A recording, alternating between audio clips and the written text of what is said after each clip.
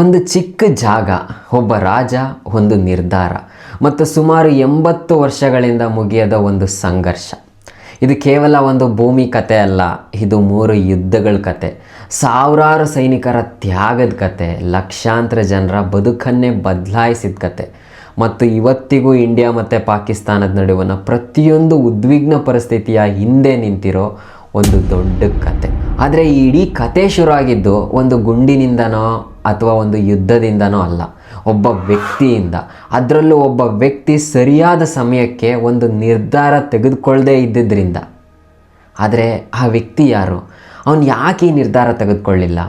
ಮತ್ತು ಒಂದು ತಡವಾದ ನಿರ್ಧಾರ ಹೇಗೆ ಇಡೀ ದಕ್ಷಿಣ ಏಷ್ಯಾದ ಇತಿಹಾಸವನ್ನೇ ಬದಲಾಯಿಸ್ತು? ಇದು ಕಾಶ್ಮೀರದ ಕತೆ ಕಾರ್ನರ್ಗೆ ಸ್ವಾಗತ.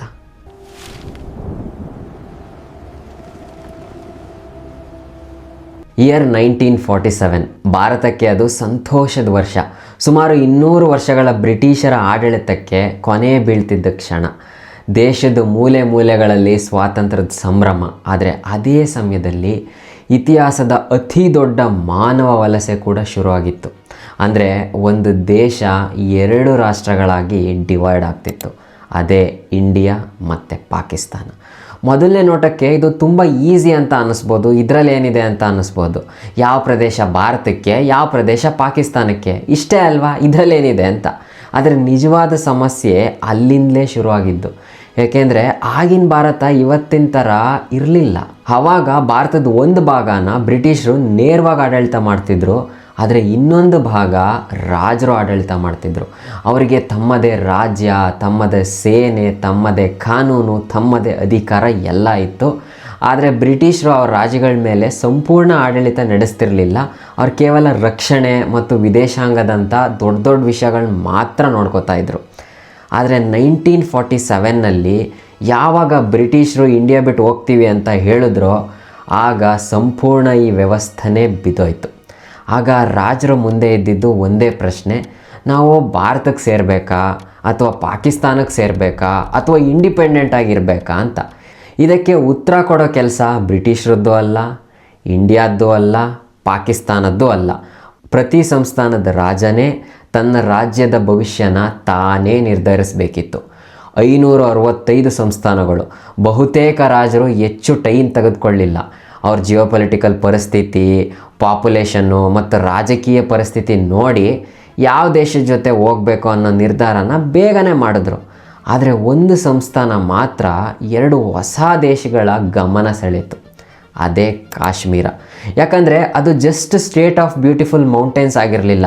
ಅದ್ರ ಜಾಗ, ಅದ್ರ ಜನಸಂಖ್ಯೆ ಮತ್ತು ಅದ್ರ ರಾಜ, ಈ 3 ಸೇರಿ ಇತಿಹಾಸದ ಅತ್ಯಂತ ಕಾಂಪ್ಲಿಕೇಟೆಡ್ ಸಮಸ್ಯೆಯಲ್ಲಿ ಒಂದೊಂದು ತಂದಿತ್ತು. ಆ ಸಮಸ್ಯೆ ಮಧ್ಯದಲ್ಲಿ ನಿಂತಿದ್ದ ಒಬ್ಬ ವ್ಯಕ್ತಿ, ಅವನೇ ಮಹಾರಾಜ ಹರಿ ಸಿಂಗ್. ಆದರೆ ಹರಿ ಸಿಂಗ್ ಅವರ ಮುಂದೆ ಇದ್ದ ಗೊಂದಲ ಉಳಿದ ಯಾವುದೇ ರಾಜರಿಗೂ ಇರಲಿಲ್ಲ. ಮತ್ತು ಇನ್ನೊಂದೇನೆಂದರೆ, ಅವ್ರು ತೆಗೆದುಕೊಂಡ ಡಿಸಿಷನ್ಗಿಂತ ಅವ್ರು ಲೇಟಾಗಿ ತೆಗೆದುಕೊಂಡ ಡಿಸಿಷನ್ನೇ ಇವತ್ತಿಗೂ ಕೂಡ ಇಂಡಿಯಾ ಮತ್ತು ಪಾಕಿಸ್ತಾನದ ನಡುವೆ ನಡೆಯುತ್ತಿರೋ ಸಂಘರ್ಷಕ್ಕೆ ಕಾರಣ ಆಗಿದೆ. ಆದರೆ ಒಬ್ಬ ರಾಜನ ಡಿಸಿಷನ್ನು ಇಷ್ಟು ಇಂಪಾರ್ಟೆಂಟ್ ಯಾಕಾಯಿತು? ಅದು ಹೇಗೆ 2 ದೇಶದ ಫ್ಯೂಚರ್ನೇ ಡಿಸೈಡ್ ಮಾಡ್ತು ಅಲ್ವಾ? ಇದಕ್ಕೆ ಉತ್ತರ ಸಿಗೋಕ್ಕಿಂತ ಮುಂಚೆ ಒಂದು ಪ್ರಶ್ನೆ. ಉಳಿದ 564 ಸಂಸ್ಥಾನಗಳ ರಾಜರು ಹೆಚ್ಚು ಯೋಚನೆ ಮಾಡದೆ ನಿರ್ಧಾರ ತೆಗೆದುಕೊಂಡ್ರು. ಹಾಗಾದರೆ ಈ ಕಾಶ್ಮೀರದ ರಾಜ ಮಾತ್ರ ಯಾಕೆ ಅಷ್ಟೊಂದು ಕನ್ಫ್ಯೂಷನಿಗೆ ಸಿಲುಕ್ದ? ಅವನಿಗೆ ಭಾರತ ಬೇಕಿರಲಿಲ್ವಾ ಅಥವಾ ಪಾಕಿಸ್ತಾನ ಬೇಕಿರಲಿಲ್ವಾ? ಅದಕ್ಕೆ ಉತ್ತರ ಕಾಶ್ಮೀರದ ಭೂಮಿಲಿಲ್ಲ, ಕಾಶ್ಮೀರದ ಪರಿಸ್ಥಿತಿಲಿತ್ತು. ಮೊದಲಿಗೆ ಕಾಶ್ಮೀರ ಅನ್ನೋದು ನಾವಿವತ್ತು ನೋಡ್ತಿರೋ ಒಂದು ಕಣಿವೆ ಮಾತ್ರ ಅಲ್ಲ, ಅದೊಂದು ದೊಡ್ಡ ಸಂಸ್ಥಾನ. ಕಾಶ್ಮೀರ, ಜಮ್ಮು, ಲಡಾಖು, ಗಿಲ್ಗಿಟ್ಟು, ಬಾಲ್ಟಿಸ್ತಾನು, ಹೀಗೆ ಹಲವು ಪ್ರದೇಶಗಳು ಸೇರಿ ಒಂದು ದೊಡ್ಡ ರಾಜ್ಯ ಆಗಿತ್ತು. ಮತ್ತು ಈ ರಾಜ್ಯದ ಸ್ಥಳ ಅವರನ್ನು ಸಂಪೂರ್ಣವಾಗಿ ವಿಭಿನ್ನ ಮಾಡಿತ್ತು. ಅದಕ್ಕೆ ಬೇಗ ನಿರ್ಧಾರ ತಗೊಳ್ಳೋಕ್ಕೆ ಬಿಡಲಿಲ್ಲ. ಒಂದು ಕಡೆ ಭಾರತ, ಇನ್ನೊಂದು ಕಡೆ ಹೊಸದಾಗಿ ಹುಟ್ಟಿರೋ ಪಾಕಿಸ್ತಾನ, ಉತ್ತರದಲ್ಲಿ ಟಿಬೇಟು, ಪಶ್ಚಿಮದಲ್ಲಿ ಅಫ್ಘಾನಿಸ್ತಾನ. ಯಾರ ಕೈಗೆ ಈ ಕಾಶ್ಮೀರ ಸೇರುತ್ತೋ ಅವರಿಗೆ ಸಂಪೂರ್ಣ ಪ್ರದೇಶದ ಮೇಲೆ ಮುನ್ನಡೆ ಸಿಗ್ತಿತ್ತು. ಇದಕ್ಕೆ ಭಾರತಕ್ಕೂ ಕಾಶ್ಮೀರ ಮುಖ್ಯ, ಪಾಕಿಸ್ತಾನಕ್ಕೂ ಕಾಶ್ಮೀರ ಮುಖ್ಯ. ಆದರೆ ಇದು ಮಾತ್ರ ಸಮಸ್ಯೆ ಆಗಿರಲಿಲ್ಲ. ಮಹಾರಾಜ ಹರಿ ಸಿಂಗ್ ಕಾಶ್ಮೀರದ ಆಡಳಿತಗಾರ, ಒಬ್ಬ ಹಿಂದೂ ರಾಜ ಆಗಿದ್ದ. ಆದರೆ ಅವನು ಆಳ್ತಿದ್ದ ರಾಜ್ಯದಲ್ಲಿ ಹೆಚ್ಚಿನ ಜನ ಮುಸ್ಲಿಮ್ರಾಗಿದ್ದರು. ಈಗ ಒಂದು ಕ್ಷಣ ನೀವೇ ಹರಿಸಿಂಗ್ ಜಾಗದಲ್ಲಿ ಕೂತು ಯೋಚನೆ ಮಾಡಿ. ಒಂದು ಕಡೆ ಪಾಕಿಸ್ತಾನ ಹೇಳುತ್ತೆ ಮುಸ್ಲಿಂ ಜನಸಂಖ್ಯೆ ಜಾಸ್ತಿ ಇದೆ, ಆದ್ದರಿಂದ ಕಾಶ್ಮೀರ ನಮ್ಮ ಜೊತೆನೇ ಸೇರಬೇಕಂತ. ಇನ್ನೊಂದು ಕಡೆ ಭಾರತ ಹೇಳುತ್ತೆ ನಿರ್ಧಾರ ತೆಗೆದುಕೊಳ್ಳೋ ಹಕ್ಕು ಸಂಪೂರ್ಣ ನಿಮ್ಮದು, ನೀವು ಯಾವ ದೇಶದ ಜೊತೆ ಬೇಕಾದರೂ ಸೇರ್ಬೋದು, ಯಾವ ನಿರ್ಧಾರ ತೆಗೆದುಕೊಂಡ್ರು ಯಾರಾದರೂ ಒಬ್ಬರು ಬೇಜಾರು ಆಗೇ ಆಗ್ತಾರೆ, ಅದು ಖಚಿತ. ಆದರೆ ಒಂದು ತಪ್ಪಾದ ನಿರ್ಧಾರ ಇಡೀ ರಾಜ್ಯವನ್ನೇ ಬೆಂಕಿಗೆ ತಳ್ಳಬಾರ್ದು ಅಂತ. ಅದಕ್ಕೆ ಹರಿಸಿಂಗ್ ಮೂರನೇ ದಾರಿ ಯೋಚನೆ ಮಾಡ್ತಾನೆ. ಭಾರತನೂ ಬೇಡ, ಪಾಕಿಸ್ತಾನನೂ ಬೇಡ, ಕಾಶ್ಮೀರ ಸ್ವಾತಂತ್ರ್ಯ ದೇಶವಾಗಿ ಉಳಿದ್ರೆ ಹೇಗೆ ಅಂತ. ಅದಕ್ಕೆ ಅವನು ತಕ್ಷಣ ಯಾರ ಜೊತೆನೂ ಸೇರಲಿಲ್ಲ. ಟೈಮ್ ತಗೊಳ್ಳೋಣ, ಪರಿಸ್ಥಿತಿ ಹೇಗಾಗುತ್ತೆ ನೋಡೋಣ, ಆಮೇಲೆ ನಿರ್ಧಾರ ಮಾಡೋಣ ಅಂತ ಅನ್ಕೋತಾನೆ. ಆದರೆ ಇತಿಹಾಸದಲ್ಲಿ ಕೆಲವೊಮ್ಮೆ ತಪ್ಪು ನಿರ್ಧಾರಕ್ಕಿಂತ ತಡವಾದ ನಿರ್ಧಾರನೇ ಹೆಚ್ಚು ಅಪಾಯಕಾರಿಯಾಗುತ್ತೆ. ಅದೇ ಆಗಿದ್ದು ಕಾಶ್ಮೀರದಲ್ಲೂ. ಯಾಕಂದರೆ ಹರಿಸಿಂಗ್ ಇನ್ನೂ ಯೋಚನೆ ಮಾಡ್ತಿದ್ದ. ಆ ಟೈಮಲ್ಲಿ ಬಾರ್ಡ್ರ್ ಆಚೆ ಬೇರೆ ಯಾರೋ ಯೋಚನೆ ಮಾಡಿ ತಮ್ಮ ಡಿಸಿಷನ್ನು ಕೂಡ ತೆಗೆದುಕೊಂಡು ಆಗಿತ್ತು. ಅಕ್ಟೋಬರ್ 1947, ಕೆಲವೇ ದಿನಗಳಲ್ಲಿ ಕಾಶ್ಮೀರದ ಇತಿಹಾಸನ ಶಾಶ್ವತವಾಗಿ ಬದಲಾಯಿಸೋ ಒಂದು ದಾಳಿ ಆರಂಭವಾಯ್ತಿತ್ತು.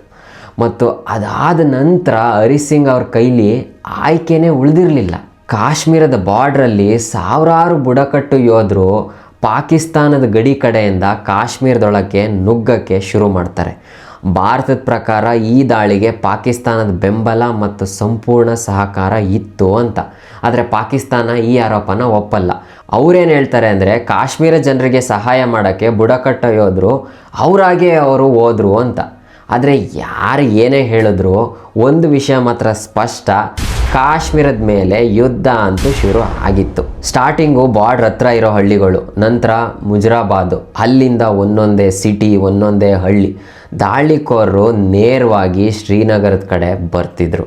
ಪ್ರತಿ ಗಂಟೆಗೂ ಹೊಸ ಹೊಸ ಸುದ್ದಿ. ಇನ್ನೊಂದು ಹಳ್ಳಿ ಕೈ ತಪ್ಪಂತೆ, ಇನ್ನೊಂದು ರಸ್ತೆ ಅವ್ರು ಹಿಡಿತಕ್ಕೆ ಹೋಗ್ಬಿಡ್ತಂತೆ, ದಾಳಿಕೋರರು ಬೇಗ ಬರ್ತಿದ್ದಾರಂತೆ ಅಂತ. ಹರಿಸಿಂಗ್ ಇಲ್ಲಿವರೆಗೂ ಯೋಚನೆ ಮಾಡ್ತಿರ್ಬೋದು ಅಂತ ಬಯಸಿದ್ದ. ಆದರೆ ಈಗ ಟೈಮ್ ಇರಲಿಲ್ಲ. ಕಾಶ್ಮೀರದ ಸೇನೆ ಇಷ್ಟು ದೊಡ್ಡ ದಾಳಿಗೆ ರೆಡಿನೂ ಇರಲಿಲ್ಲ. ಸೈನಿಕರ ಸಂಖ್ಯೆ ಕೂಡ ಕಮ್ಮಿ ಇತ್ತು, ಅವನ ಹತ್ರ ದುಡ್ಡು ಕೂಡ ಕಮ್ಮಿನೇ ಇತ್ತು. ಆ್ಯಂಡ್ ದಾಳಿ ಅವನು ನಿರೀಕ್ಷೆ ಮಾಡಿದ್ಕಿಂತ ವೇಗವಾಗಿ ಮುಂದೆ ಬರ್ತಿತ್ತು. ಒಂದು ಕ್ಷಣ ಶ್ರೀನಗರ ಕೈ ತಪ್ಪಿದ್ರೆ ಕಾಶ್ಮೀರದ ಕತೆ ಬೇರೆಯೇ ಆಗಿರ್ತಿತ್ತು. ಬಹುಶಃ ನಾವಿವತ್ತು ನೋಡ್ತಿರೋ ರೀತಿ ಚೂರು ಇರ್ತಿರಲಿಲ್ಲ. ಪರಿಸ್ಥಿತಿ ದಿನದಿಂದ ದಿನಕ್ಕೆ ಹಾಳಾಗ್ತಿತ್ತು. ವರದಿಗಳ ಪ್ರಕಾರ ಮಹಾರಾಜ ಹರಿಸಿಂಗ್ ಶ್ರೀನಗರ ಬಿಟ್ಟು ಜಮ್ಮು ಕಡೆ ಬರ್ತಿದ್ದ. ಅಲ್ಲಿಂದ ಒಂದು ನಿರ್ಧಾರ ಮಾಡಲೇಬೇಕಾಯ್ತು. ಇನ್ನು ಪ್ರಶ್ನೆ ಭಾರತನ ಅಥವಾ ಪಾಕಿಸ್ತಾನ ಅಂತ ಇರಲಿಲ್ಲ. ಪ್ರಶ್ನೆ ಇದ್ದಿದ್ದು ಒಂದೇ, ಕಾಶ್ಮೀರನ ಹೇಗಾದರೂ ಮಾಡಿ ಉಳಿಸ್ಬೇಕು, ಅದು ಹೇಗೆ ಅಂತ.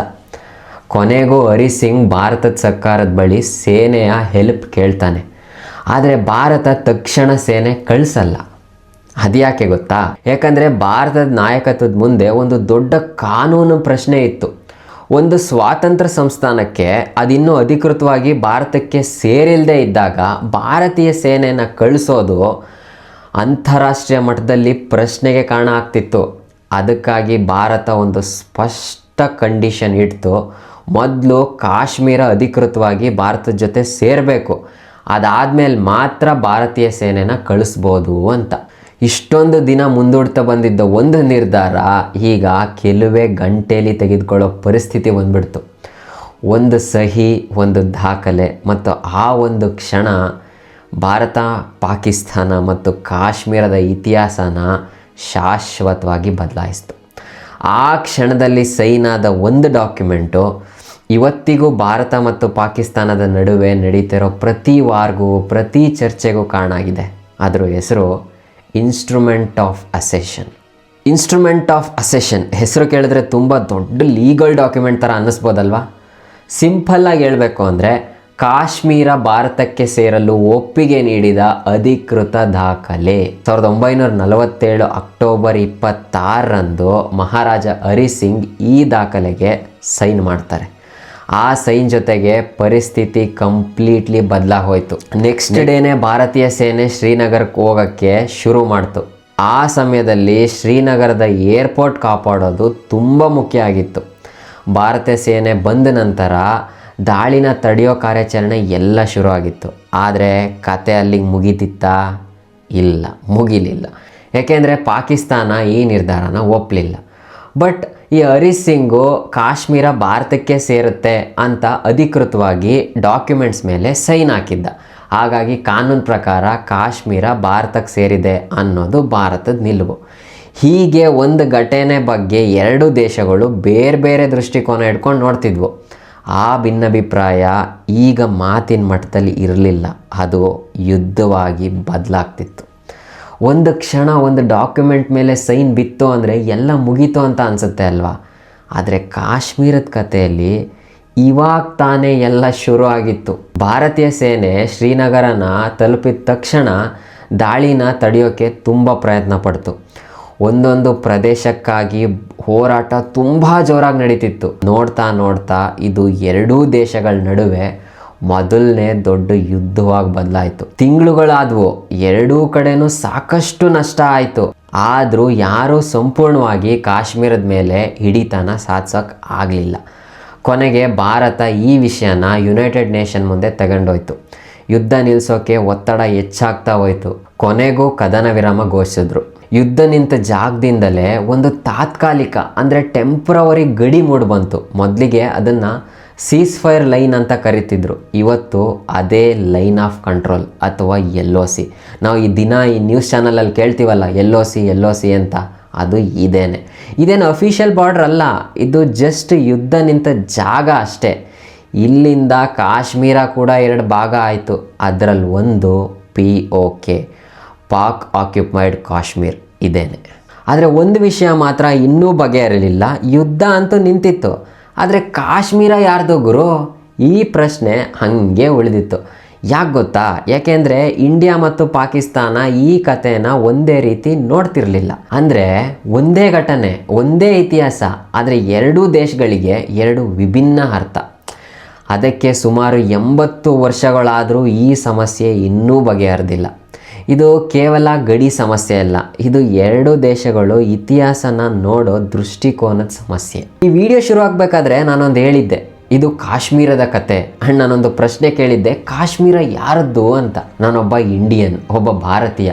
ನನಗೆ ಆನ್ಸರ್ ಸ್ಪಷ್ಟವಾಗಿದೆ, ಕಾಶ್ಮೀರ ಭಾರತದ ಅವಿಭಾಜ್ಯ ಅಂಗ ಅಂತ. ಆದರೆ ಈ ವಿಡಿಯೋ ಮಾಡಿದ್ದು ಈ ಉತ್ತರ ಕೊಡೋಕ್ಕಲ್ಲ, ಏಕೆಂದರೆ ನಿಮ್ಮೆಲ್ಲರಿಗೂ ಗೊತ್ತು ಇದು. ಈ ಉತ್ತರದ ಹಿಂದೆ ಇರೋ ಇತಿಹಾಸನ ಅರ್ಥ ಮಾಡ್ಸೋಕ್ಕೆ. ಯಾಕೆಂದರೆ ನಮ್ಮ ದೇಶದ ಇತಿಹಾಸ ನಮಗೆ ಗೊತ್ತಿಲ್ಲ ಅಂದರೆ ನಮ್ಮ ದೇಶ ಇವತ್ತು ಯಾಕೆ ಈ ಜಾಗದಲ್ಲಿ ನಿಂತಿದೆ ಅನ್ನೋದನ್ನು ಅರ್ಥ ಮಾಡ್ಕೊಳ್ಳೋಕ್ಕೆ ತುಂಬ ಕಷ್ಟ. ಈ ವಿಡಿಯೋ ನಿಮಗೆ ಇಷ್ಟ ಆಗಿದ್ದರೆ ನಿಮ್ಮ ಫ್ಯಾಮಿಲಿಗೆ, ಫ್ರೆಂಡ್ಸ್ಗೆ ಎಲ್ಲರಿಗೂ ಶೇರ್ ಮಾಡಿ. ಆ್ಯಂಡ್ ಕತೆ ಕಾರ್ನರ್ ಚಾನಲ್ಗೆ ಸಬ್ಸ್ಕ್ರೈಬ್ ಮಾಡಿ. ಮತ್ತೊಂದು ದಿನ ಮತ್ತೊಂದು ವಿಡಿಯೋದಲ್ಲಿ ಸಿಗ್ತೀನಿ. ಅಲ್ಲಿವರೆಗೂ ಕೀಪ್ ಕ್ವೆಶ್ಚನಿಂಗ್, ಕೀಪ್ ಲರ್ನಿಂಗ್. ನಮಸ್ಕಾರ, ಜೈ ಹಿಂದ್.